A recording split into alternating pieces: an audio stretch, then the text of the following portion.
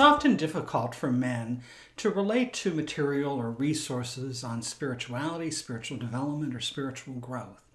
I think that a large reason for that is many of those resources sort of have a feminine ambiance or mystique or orientation to them.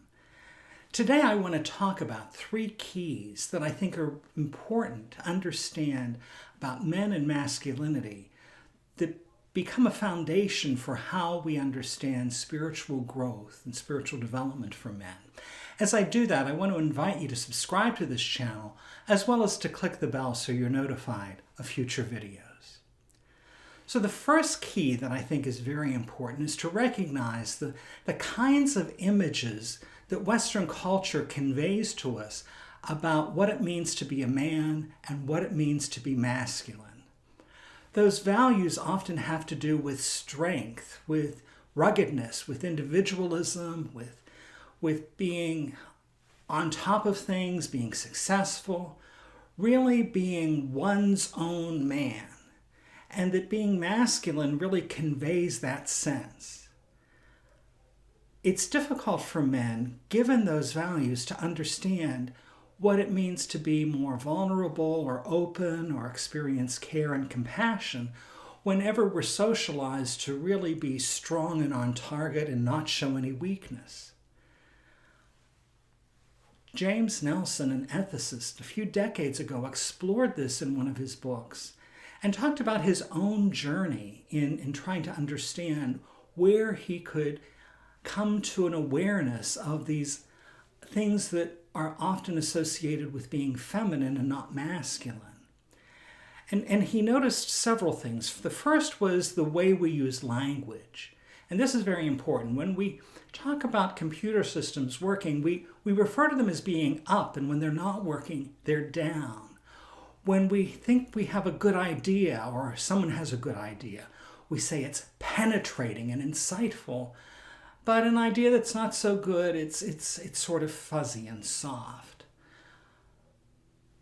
Nelson realized that the way we describe what it means to be masculine are all attributes associated with an erect penis. It's hard, it's linear, it's penetrating.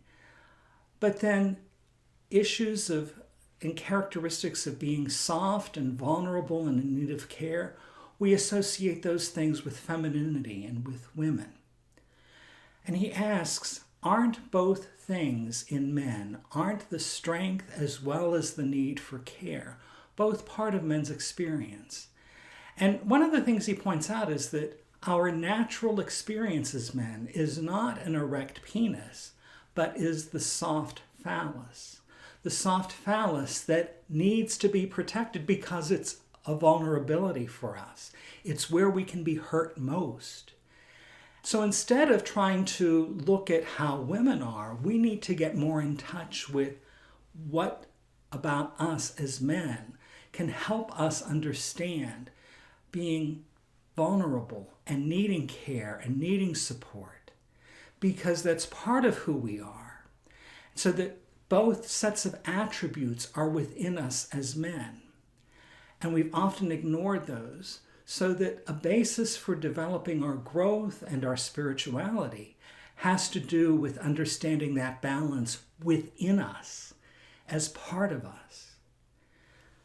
The second key that's important is related to the first.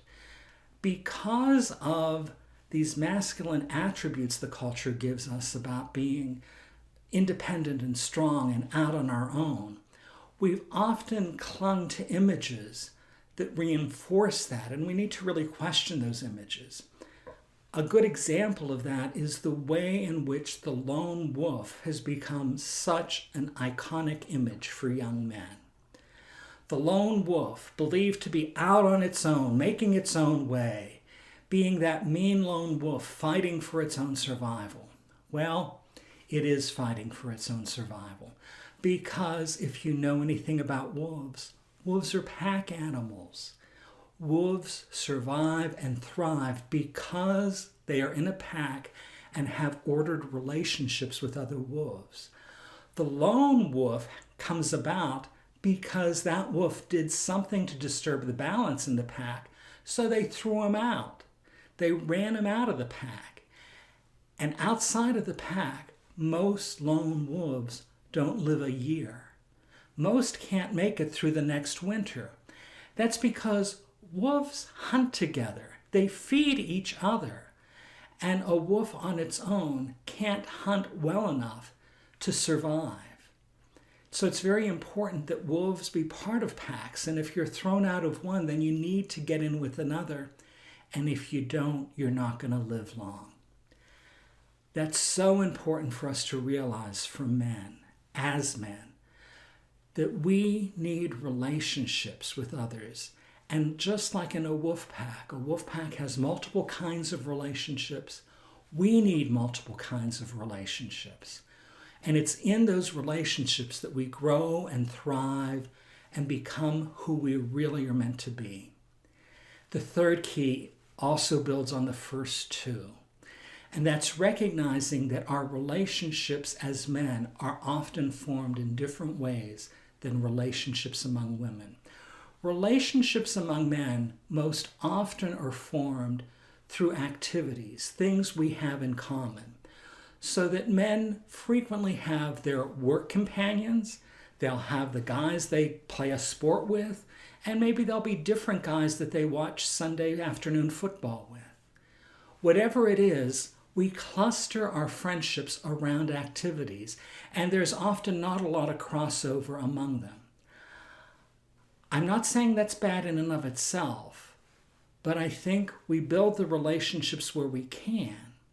And within the relationships we have, even when they're focused on specific activities, it's important for us to expand out the possibilities in those relationships so that not only are we engaged in doing things and enjoying that time, but we also find ways with those same guys to be open and vulnerable and to share some of those more sensitive parts of our life.